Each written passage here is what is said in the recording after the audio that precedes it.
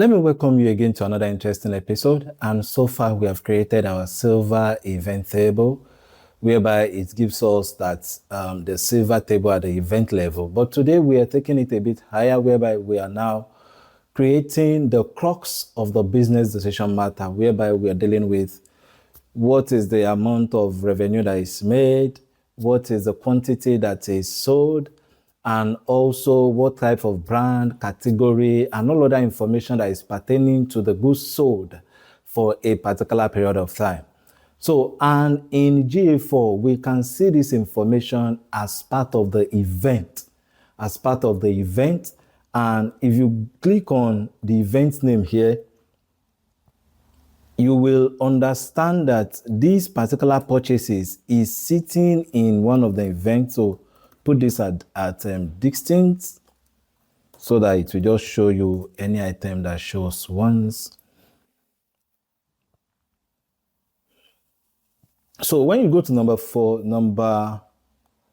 3, you will see that you are having this event name purchase. So that is what we are actually dealing with in terms of the business layer of that decision, that what is the item that is sold, what is the amount of revenue that is made, what is the quantity that was purchased by customers. So this particular one is what we're dealing with. And in terms of the schema from the bronze, this part, e-commerce and item, is what we are also dealing with. Now look at the e-commerce tab as a customer comes to a particular business venture, he purchases 3 items and he pays $500 or £500. At the transaction level, we are only recording 3 and 500. But when it comes to item level, we want to ask for some specific details. What is the item that he bought? What brand of the item that is bought? What is the price of each of this item that is bought? Let's say, for example, the customer bought a Nike shoe, an Adidas shoe, and also a Puma shoe. He bought 3 brands, but he bought one of each. So that is what the item level will be telling us, which is actually showing here. You have various things, but not everything is actually useful, and not everything we are going to use for this particular analysis. So how are we now going to create our table? The first thing we need to do first is to firstly select everything that we really want to use. So as I will always want it, so we can just split this down. Can split it down. So, and for me, I will always love to have an identifier. So let's call this date. Let's call this date. And as we have said the last class, we are passing the date so that it will give us the correct date value. So, and the way we are doing it, don't forget, year first, then month, then day.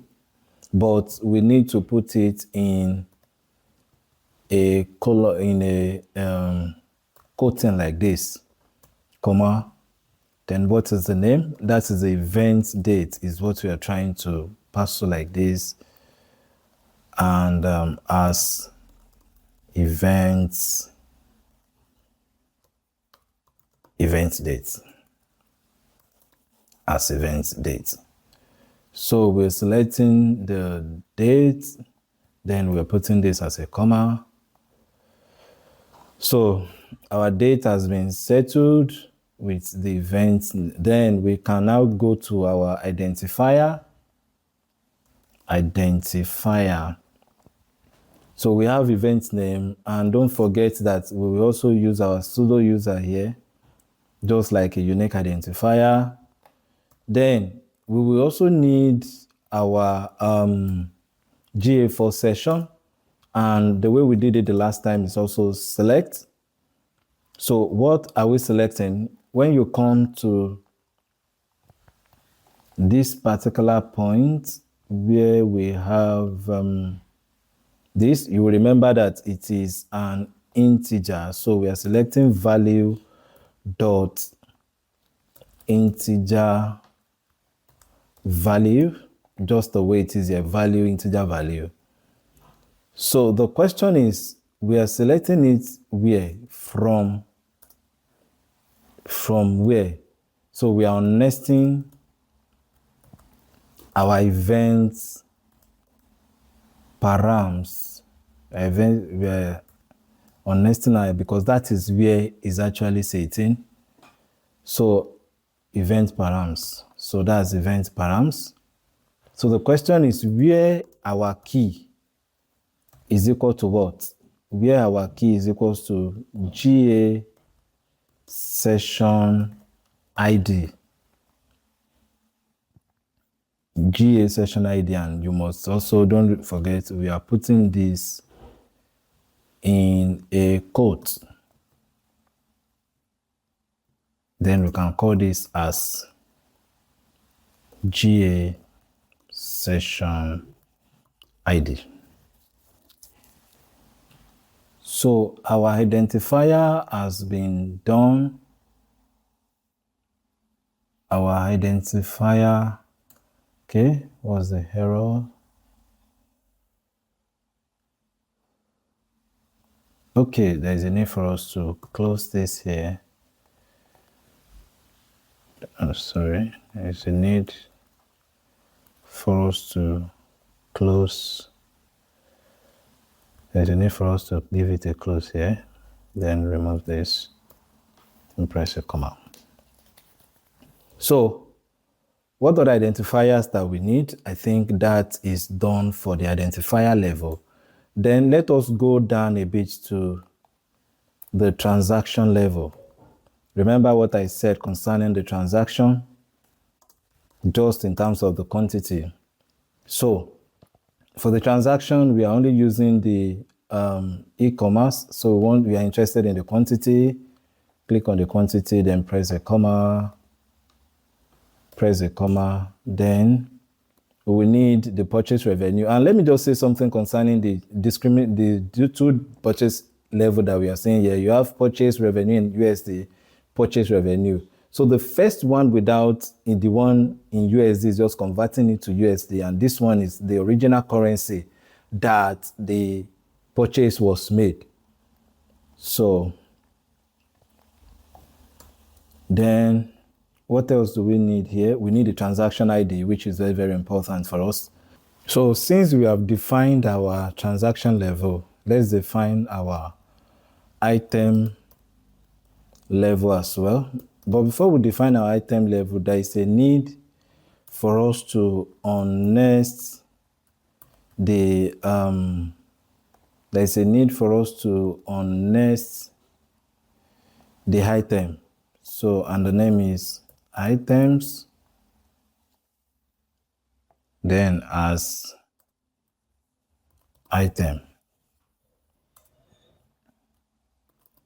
where our event name is equal to, don't forget, we are dealing with purchase, HASC. Okay, so let me add a comma here. Then let me remove. So so then we can now start defining what our item will be. Don't forget, we will start with item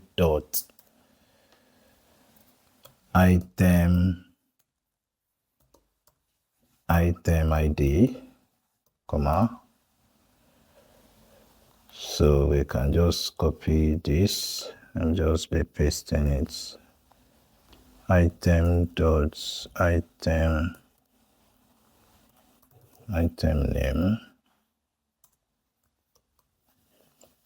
item brand,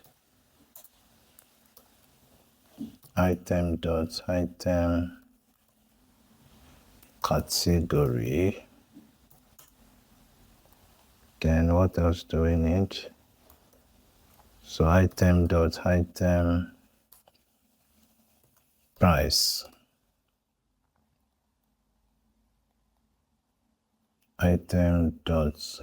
Okay. So because it's just price that, so this is just item.price, because this is just the price here. So Let's do the same thing for quantity. Time dot quantity.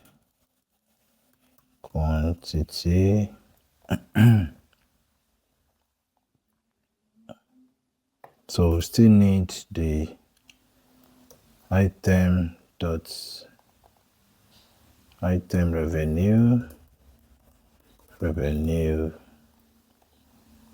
Then what else do we need? I think that is all that we might need for this. Item ID, name, brand, then category, price. All of these other categories are not set. That's why we are not using them. So quantity, okay. So I think we are done. So let's run this. Let's run this and let's see what we are going to have. So as you can see, we have a very, very interesting analysis, and all our cases are well set. So they are well set. So with this, we can now create or replace our table. So before we do that, let us create our silver. Let's create our silver purchase. The silver purchase. So the data location, don't forget, is US. Then create the data set. So we can create or replace table. So it will ask us about the address. So let's just try and copy this, because this is the address. Testing analytics dots. So this will now be silver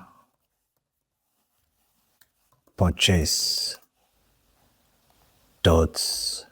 So silver purchase dots silver. We can just call this silver purchase, or we can say GA4 purchase. So that makes sense a bit. Then has, so it will run this for us like this. So let's run this query into the table, and let's see what we are going to have at the end of this. So our GA4 purchase has been created. Inside our silver. But one thing that we can also do is that since this is actually coming inside this silver, there's no need for us to create this any longer. So the best thing we can just do is coming in silver. So let's remove this in silver. Then this will be created inside this particular silver, so that will not be duplicating two things. Then we can easily delete. You can easily delete this. Yes, we want to delete that. So we only have our silver, and that has been done. So by this, I can say that the silver table has been completed by the two silver tables that has been done, silver event and GA4 purchase. Then we can now merge it onto the next thing, which is the gold, which is the final stage of the medallion architecture.